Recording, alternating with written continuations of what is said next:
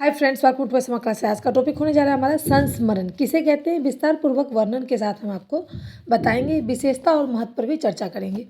तो देखेंगे संस्मरण का अर्थ क्या है। तो संस्मरण का अर्थ होता है याद करना, यानी कि पिछले कोई भी घटनाएं जो घटती है उसके बारे में हम याद करते हैं, यानी कि स्मरण करते हैं, उसको हम कहते हैं संस्मरण। ठीक है। जैसे कि जब स्मृति के आधार पर किसी घटना एवं व्यक्ति का चित्रण किया जाता है, यानी कि कुछ समय पहले या बहुत समय पहले कोई भी व्यक्ति जो चर्चा में रहते थे, उनके जीवन में जो घटा पहले, उसके उसको याद करके उसका कोई भी चीज़ लिखना, यानी कि चरित्र लिखना या रेखा चरित्र लिखना, तो ये सब क्या होता है, संस्मरण कहलाता है। ठीक है। हिंदी साहित्य में भी और अंग्रेजी साहित्य में भी संस्मरण का बहुत ही प्रभाव और परिणाम देखने को मिलता है। ठीक है। जैसे कि हम देखेंगे, पहला है सरस्वती विशाल। ठीक है। दूसरा है हमारा, यहाँ पर कोमा थोड़ा मिस्टेक हो गई है टाइपिंग में, आप देख लेंगे। ये ये जो मैंने परिभाषा आपको बताई है थोड़ा डिफ़िकल्ट है, लेकिन अगर आप इस तरह के से लिखेंगे तो आपका जो आंसर राइटिंग होगी वो कुछ अलग ही होगी सभी स्टूडेंट से, जो कि आपको अच्छा से अच्छा नंबर उठाने का प्रयास हो सकता है। ठीक है। जैसे कि देखेंगे, पहला सरस्वती विशाल था। दूसरा क्या है, भारत सुधा एवं माधुरी। ये भी एक क्या था, लेखक, यानी कि स्मरणीय उल्लेखनीय है। ठीक है।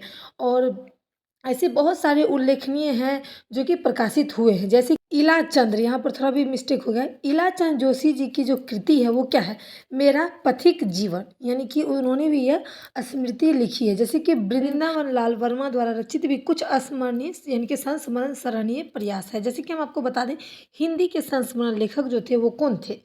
बनारसी दास चतुर्वेदी ने भी हमारे आराध्य के प्रति के दो द्वारा स्मरण लेखकों को अपना विशिष्ट स्थान दिया, यानी कि जो दो लेखक थे उन्होंने विशिष्ट अपना दिया है योगदान और अपना स्थान भी दिया है। जैसे कि पहला है शिव पूजन सहाय की रचना। ठीक है। वेदनी वे लोग। ठीक है, वे दिन वे लोग थे। उसके बाद है सेठ गोविंद दास की रचना। उसके बाद है स्मृति का नया प्रकाश, गुप्ता द्वारा लिखित पुरानी रचना।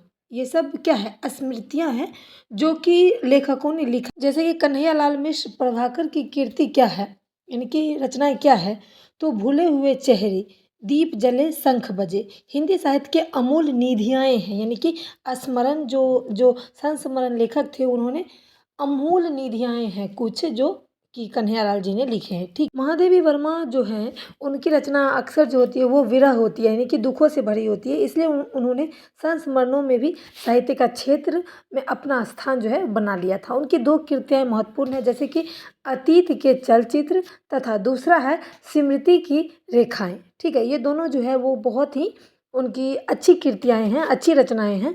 जैसे कि मैं आपको बता दूं, संस्मरण और रेखा चित्र की मनोहर रचनाएं हैं। और संस्मरणों की श्रृंखला में विनोद शंकर व्यास की दिन और रात आपने रचनाएं पढ़ी होगी।